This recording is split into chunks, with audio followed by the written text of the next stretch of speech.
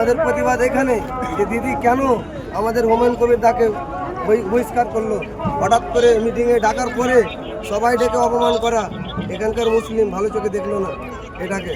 দিদি আপনি মস্ত বড় ভুল করলেন। এখান থেকে আপনাকে উপহার হিসেবে আমরা 20টা সিট দিয়েছিলাম, কিন্তু এই সিট আপনি হারিয়ে ফেললেন। দিদি আপনি সাবধান, আপনি কথা বলার আগে আপনি আপনার ধর্মের জন্য যা করছেন করুন, আমরা আপত্তি করিনি, কিন্তু হুমায়ুন দা যখন নিজের ধর্মের জন্য কিছু করতে গেল আপনি সরাসরি প্রতিবাদ করে তাকে বহিষ্কার করলেন, এটা আপনার ঠিক হলো না। আর ফিরাদ হাকিম দাকে বড় বড় কথা বলাচ্ছেন। ফিরাদ হাকিম দা যখন মন্দিরে মসজিদে উদ্বোধন করতে যায় আমরা কোনো আপত্তি করি না। আপনাদের কি মন্দিরে কোনো পুরোহিতের অভাব পড়ে গেছে যে ফিরাদ হাকিমদার মতো লোক যে বেহায়ার মতো অপমান মসজিদে মুসলিম লোক হয়ে আপনি ওখানে যে বড় বড় লেকচার দিবেন, আপনি উদ্বোধন করবেন, হিন্দুদের কি লোক কম পড়ে গেছে? হ্যাঁ ফিরাদ হাকিমদা, আপনি কি মনে করেন? হ্যাঁ মুসলিম ধর্মটাকে খেলাধুলা পেয়েছেন?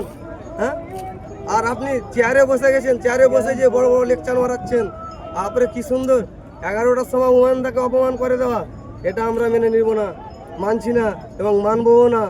আপনি খুব এক্সাইটেড ভাগে যে করেছেন, অপমান করেছেন হুমায়ুন দাকে, এর পক্ষেই আমরা আছি, হুমায়ুন দার পক্ষেই আছি।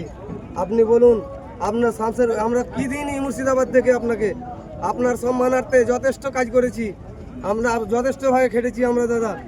দিদি জানতে চাইছি যে হুমায়ুন কবির সম্পর্কে আগামী দিনে কি বার্তা দিচ্ছেন? হ্যাঁ আমরা হুমায়ুন কবির দার সাথেই আছি, বার্তা দেওয়া নয়, হুমায়ুন কবির দা যা নির্দেশ দেবেন সেটাই আমরা মেনে চলবো।